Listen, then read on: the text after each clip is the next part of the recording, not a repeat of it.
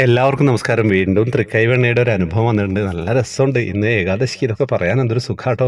അത്രയും സുഖമാണ്. ഗുരുവായൂരിലെ ആ ഒരു പോസിറ്റീവ് വൈബ് നിങ്ങൾക്കൊക്കെ കിട്ടുന്നില്ലേ? കൃഷ്ണാനുഭവങ്ങൾ പറയുമ്പോൾ കേൾക്കുമ്പോൾ ഒക്കെ എല്ലാവരും മനസ്സുകൊണ്ട് ഗുരുവായൂർ എത്തുക കേട്ടോ. വേഗം വായിക്കുക. ആരാ അയച്ചെന്നുള്ളത് എനിക്ക് കൃത്യമായിട്ട് അറിയില്ല, പേര് എഴുതിയിട്ടില്ല.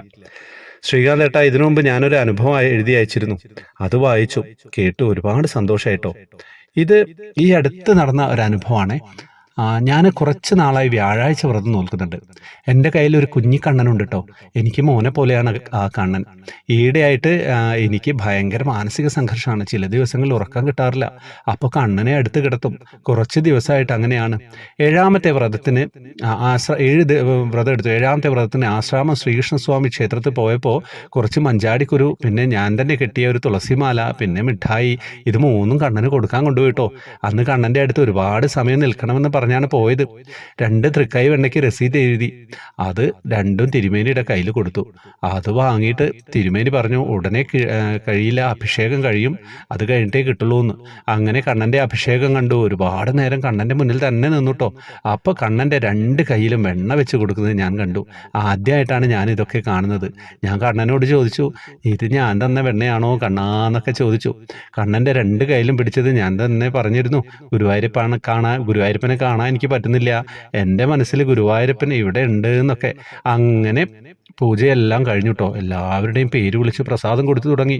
എൻ്റെ മാത്രം വിളിച്ചില്ല. തിരുമേനി പറഞ്ഞു, കുട്ടി തന്ന 2 രസീതും കാണുന്നില്ല എന്ന്. ഞാൻ വല്ലാതെ സങ്കടപ്പെട്ടുട്ടോ. പക്ഷേ എനിക്ക് അതിൻ്റെ പ്രസാദം കിട്ടി. അമ്പലത്തിൽ നിൽക്കുമ്പോൾ ഒരു കൂട്ടുകാരി വിളിച്ച് എന്നോട് പറഞ്ഞു, ഒരു ജോലി വേക്കൻസി ഉണ്ട്, താല്പര്യമുണ്ടോ എന്ന്. ഉണ്ടെങ്കിൽ പറയണമെന്ന് പറഞ്ഞു. എന്നറിയാതെ ഞാൻ ബസ്സിൽ കയറിയിട്ടോ. അപ്പോഴാണ് എനിക്ക് ഓർമ്മ വന്നത്, കണ്ണനോട് ഞാൻ ചോദിച്ചില്ലേ ഞാൻ തന്ന വെണ്ണയാണോ കണ്ണാ നിൻ്റെ കയ്യിലുള്ളതെന്ന്. അപ്പോൾ ഞാൻ എൻ്റെ കണ്ണ് നിറഞ്ഞു കേട്ടോ. ഞാൻ ഫോണിൽ യൂട്യൂബ് നോക്കി. അപ്പം ഗുരുവായൂരപ്പൻ ഉച്ചപൂജ അലങ്കാരം കണ്ടുട്ടോ. ഒരു വെണ്ണ കയ്യിൽ പിടിച്ചിരിക്കുന്ന കണ്ണൻ, ഒരു കുഞ്ഞുണ്ണിക്കണ്ണൻ. എനിക്ക് എന്താ പറയേണ്ടത് എന്നറിയില്ല കേട്ടോ. കുറേ കരഞ്ഞു. സന്തോഷം കൊണ്ടാണ് കേട്ടോ. ഞാൻ ആ ഇൻ്റർവ്യൂ അറ്റൻഡ് ചെയ്തിട്ടോ. എനിക്ക് ജോലിയും കിട്ടി. സത്യം പറഞ്ഞു കഴിഞ്ഞാൽ എൻ്റെ ആഗ്രഹമായിരുന്നു, എൻ്റെ ഒരു നേർച്ചയുണ്ടായിരുന്നു കേട്ടോ. അപ്പം എല്ലാം ഭഗവാൻ സാധിപ്പിച്ചു തന്നു എന്നുള്ളത് തന്നെയാണ് എൻ്റെ ഒരു മനസ്സിലാക്കി തന്നു എന്നെ. ഇങ്ങനെയാണ് കണ്ണന് നിന്നോടുള്ള സ്നേഹമെന്ന്. എന്താ പറയേണ്ടതില്ലേ, ഒന്നും പറയാനില്ല. അത്രയും നല്ല അനുഭവമാണ്.